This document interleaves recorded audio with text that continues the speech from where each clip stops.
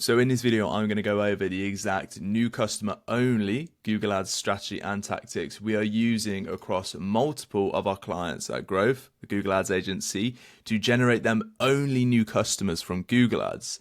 And in fact, we've just recently made a case study for Longevity Botanicals where we reduced their NCAC, their new customer acquisition cost, by 37% and increased their new customers by 287% by using this exact strategy. We've also used this consistently with Dr. Vegan over the past 12 months to generate them 600 to 800 new customers every single month. And we have multiple other clients who we just onboarded where we're using this exact strategy. Multiple of these are actually supplements and vitamins brands. But if you're not a supplement or vitamin brand, you can still use this exact strategy. If you came to us and wanted to work with us, this is the exact strategy we would use. So take it for yourself, or you could also just ask us to do it for you. I'm going to break down everything. I'm not going to hold anything back. So there's a lot of value to be gained in this video. But first of all, let's go over why only new customers. So the main reasons we want to only bid for new customers is because Google Ads is a bottom of funnel channel. So we can reduce wasted ad spend from returning customers, because our returning customers may go directly through the URL bar here, or they may Google your brand again. And we don't want to be showing up for ads for these people who are most likely to convert again, because it costs a lot more to gain a new customer than an existing customer. And then the second one, which is often overlooked, is the fact that your campaign performance from bidding only for new customers over a long period of time will gradually increase. Your performance will get better, your NCAC will come down the longer you do it, because Google's algorithm gets better at targeting your settings, which is new customers only, all of which reduces your new customer acquisition cost, your NCAC. And when you are focusing on improving your lifetime value, if you can reduce your new customer acquisition costs, your profit margins go up. I'm going to break this video down into 3 sections. So I'm going to go over this exact strategy. What I'm going to break down is the strategy, the tactics, and the settings for each of these campaigns. So we follow a full funnel approach. TOF means top of funnel. So we have a search campaign here in green, we have a demand gen here in blue, and then we have a middle of funnel, which is our conversion driver, which is Pmax here, standard shopping here, and then we have bottom of funnel, which is a mix of search campaigns and dynamic display remarketing. So first of all, let's break down our disco words campaign. Now, when I say disco, I mean discovery words campaign. What we're doing in this campaign is bidding on problem solution aware keywords. These are often questions that the customer, has around the problem they want to solve. So for example, if we were doing this for a lion's mane product, we would have these sort of questions. How can I improve my memory and focus? How to get rid of brain fog? What does lion's mane do to your body? Does lion's mane help with brain fog? What are the benefits of lion's mane powder? We are answering the questions your user has before they convert with you, because you're using these 7 touch points in order for them to convert, and they go through 5 stages of the decision-making process. And as part of that, they have information search, and that's when they're searching around their problem. What we're going to have is a question here for long tail 1, long tail 2, and long tail just means question. It's a long keyword. It's not a short, high intent keyword. So long tail keyword 1, which would be this one here, long tail 2, this question here, long tail 3, etc., etc. You can put as many in here as possible, but you want to be specific. I'd recommend adding in 1 question per ad group, because you need to be specific with your ad copy in your ads. And this goes into the second part of it, which is the tactics for a discovery words campaign. And the main tactic we like to use here is to actually create blog content that answer the questions. So we like to use this as a synergy between SEO and PPC, because where our user is in the decision-making process, they aren't ready to convert yet. They're ready to find information. So if you just throw them to a landing page, they might easily just either bounce really quickly because they're not ready to buy yet, or they're just going to go to another thing that's actually a blog. Okay, so what we do is A/B test them against each other. We don't just rule out one or the other. Okay, I'm not just going to say to you that blog content is the best one to use here, because it might be different for you. And that's why we have the opportunity to have free ads, free RSLA ads per search campaign ad group. One could be a blog, one could be your product page. A good use of your campaigns is to actually use labels in your ads. We have free ads within this ad group here, and we have a label here, a label here, a label here. And what you can do is label one blog, label one product page, and then you can just A/B test and easily analyze which is performing better. And what we also want to do in our settings is always exclude previous purchaser audiences. We want to do this for every campaign pretty much. We can't really do it for Pmax, we can't do it for shopping, but we can do it for the rest of our campaigns. In your settings of your account, you can go to audiences, keywords, and content, and then go to audiences here and scroll to the bottom, and in your campaigns you have the option to exclude audiences. And what we have here is a manual customer match list, a manual upload of our users from Shopify. And that's exactly what you want to do, because we don't want to advertise to these people, because if they are existing customers and they purchase, then our NCAC is going to go up. So that's number one, that's discovery words campaign. Let's look at the second campaign, which is demand generation. And when it comes to demand generation, the only reason we're running it on Google is because we want to establish an omni-channel presence for brand awareness, going beyond Meta, because we need 7 touch points minimum. If I'm honest, it's probably around 15 plus, I'd suggest. And the strategy we like to use is to make ads for each of your high demand products to start with. Okay, so top performing product 1, 2, 3, 4, and 5. Big tip is to actually repurpose your meta content for demand generation campaigns. Analyzing demand generation campaign performance is actually pretty hard because you don't really get purchases from it. But what you can get in your meta campaigns is purchases. So what we like to do is analyze the performance there, and then we just recycle our winners to our demand generation campaign on Google. And we want to focus our ad copy on the solutions to the problem. We don't want to be selling the product really. We want to be talking about, for example, combat brain fog naturally. If we're just talking about lion's mane supplements, we need to be very careful around the wording we use so we comply with Google policies. And of course, we want to exclude previous purchases. Then moving down to our main middle of funnel, we have 2 campaign types here. This side, we have higher and lower demand performance max campaigns. And on this side, we have higher and lower demand shopping campaigns. The reason we're running both is we basically just want to A/B test which performs better, which resonates with our users or our account better. Because in every single Google Ads account I've worked in, and I've worked in Google Ads for 5 years, every single Google Ads account reacts differently to either Pmax or standard shopping. Some love Pmax, some love standard shopping. And then what we're doing in terms of the segmentation, and I've used this segmentation since I started my YouTube channel, and even before that I was using it, the 80-20 rule, to how we segment our products into the higher and lower demand campaigns here.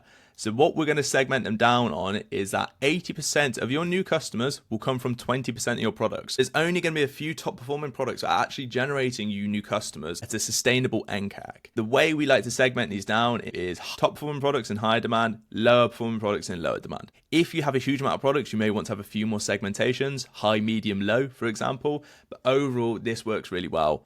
And that's the exact same segmentation you're going to use in standard shopping. The tactics for the Performance Max campaign is within our asset groups, we're going to A/B test full assets versus feed only. So feed only is a asset group type that has no images, has no videos, has no ad copy. It's just the feed. So we're going to A/B test those against each other, and we're going to review the results and see which has performed better. And we're just going to run with that. We're just going to pause the loser. Some other tactics, we need to have a really high quality optimized product feed. You need to have optimized titles, optimized descriptions, optimized images.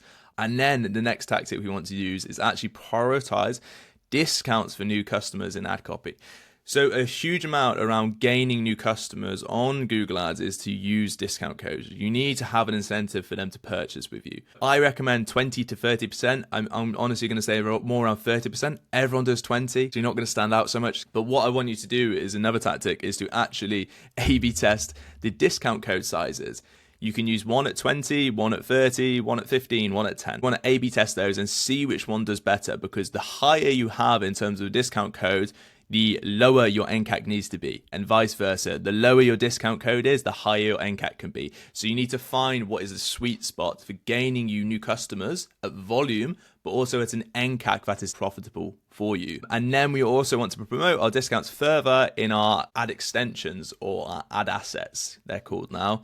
So our call outs, % off for new customers, our promotions, 30% off for new customers, and even a dedicated site link, 30% off for new customers. So within our campaign settings, we want to bid only for new customers. What that means is when you go to your settings of your campaign, you go to customer acquisition here, and then we click on there and we want to only bid for new customers. So for that to be available for you, you need to basically have a customer match list in your account. And what this is, it's just a CSV file upload from your Shopify of your existing customers. And it's way Google can differentiate between a new and an existing customer. When we're gaining new customers, we're going to be using a target CPA, a maximized conversions target CPA, because every one of our clients has an NCAC target and we work towards that NCAC target. And finally, my last piece of advice to you is to actually not exclude brand within your Performance Max campaigns. The main reason I'm suggesting you to do that is because we're only bidding for new customers in our settings. If you think the work you're doing in your paid socials is generating that demand, so when that user goes in their information search stage and they go to Google to find out more about their problem, also to look at alternative solutions, your competitors,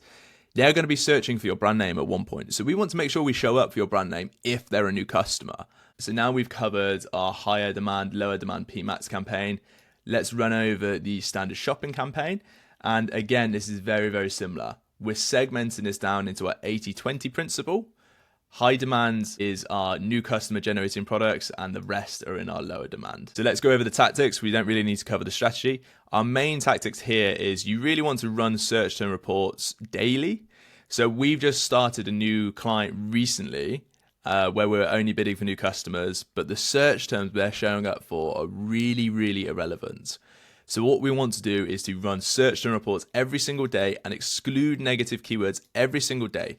And the next piece of advice I have to give to you is to not just add these into the specific campaign, but to add these into a negative keyword list and add that into the rest of your search campaigns, because it kills about 5 birds with one stone, because you don't need to do the negatives for your other campaigns because you've already done that in your one campaign. The next one is to use a tactic of adding audience segments under observation level to then decide if it's worth setting this campaign to targeting level only. So let me explain what that even means. So in our shopping campaigns, we have the options to add audience segments in. These like audiences you have in your meta campaigns, but you can set them to not actually target people. You can set them to observation level. So in order to do this, you go to your campaign here and you want to scroll down and go to audiences. And it's going to be your top one here, which is called audience segments.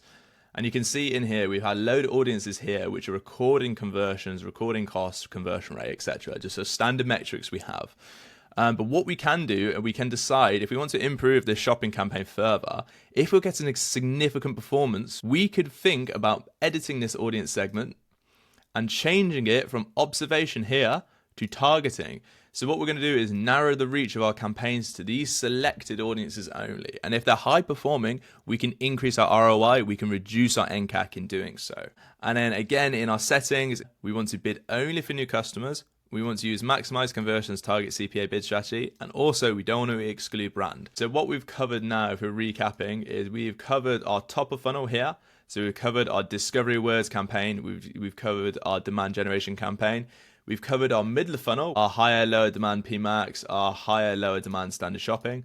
And now we're in the bottom of funnel. And the bottom of funnel consists of 3 search campaigns and 1 display campaign here. Search campaign 1 is called just product search. Then we have brand and we have a competitors campaign. Okay, so in our product search campaign, we have high intent keywords only. For example, lion's mane powder, best lion's mane supplement. They're keywords that are people who are ready to convert now. And the tactic we have here is to actually ABC test pinning headlines. In our RSLA ads, we have up to 15 headlines we can use. We have the opportunity to run 3 ads per ad group. Ad 1 is going to be completely unpinned. So we're not going to use any pins in the headlines. Ad 2 is going to have 2 pin headlines, and ad 3 is going to have 2 pin headlines, including the new customer discount. We want to make sure we include up 30% off for new customers in our headline here. Then running into our settings, we are only going to bid for new customers, and we are going to use maximize conversions, target CPA bid strategy. Moving on to our brand campaign. So our brand campaign is here. We're basically running a brand campaign to just protect your brand for your competitors. So in the space you work in, you might have a lot of demand for people bidding on your brand terms, which is what we're going to be doing in our next campaign and our competitor campaign. The whole reason we're going to run the brand search campaign is because if they are bidding on your brand terms, then we basically want to make sure we're showing up above them. All we're doing is protecting our brand from competitors. where we're going to be using a slightly different bidding strategy here. So what I recommend you to use is target impression share, not maximize conversions, target CPA. We're going to use target impression share here with an absolute top 100% strategy. And then you just adjust your CPC based on the performance it's doing. And finally, we're only going to bid for new customers. Moving down into our competitor campaign here, we're going to be using one competitor brand name per ad group for easier reporting. But then also what you want to try and do, if you can tailor your ad copy without trademark restrictions to call out your competition, then do it. So for an example here, we have number one alternative to your competitor. You want to be careful with trademark restrictions. You don't want your ad to get limited with performance. So just be careful with that one. And the settings, bid only for new customers, use maximize conversions, target CPA. And finally, we have our dynamic display remarketing campaign. So what we have here is just a display campaign here, which we've made dynamic because what we've done is connected our product feed to it in our settings. So our Google Merchant Center listings can show up for people's searches. It will show up on the website they're searching on if it's part of the display network. The strategy I recommend you to use here is to use one ad per top performing product, or we're just mirroring what we've done in our demand generation campaign here. And of course, we want to exclude customers and we want to use maximize conversions, target CPA. We use dynamic display remarketing on Google Ads, but overall, I really favor Meta for remarketing. Google Ads just isn't particularly very good at remarketing. Your Pmax campaign would do a lot of remarketing, but you don't particularly know. I typically just run a display remarketing campaign, and I'm just going to just see if it has proof of concept to work, to perform well, and I'm going to A/B test that against our Meta remarketing campaign. But the majority of the time, I always see better remarketing performance from Meta. Okay, so that's it from me for this video. If you're an e-commerce brand and you would like us to do this for you, we've successfully scaled 43 businesses and we have a huge amount of case studies here and even case study videos down here. If you want to become a client, then please go to this link here, book in a call with me or a member of the team, and we can get you from where you are now, from probably being unprofitable on Google Ads, to where you want to be, which is profitability. Okay guys, that's it for me for this video. I'll see you on the next.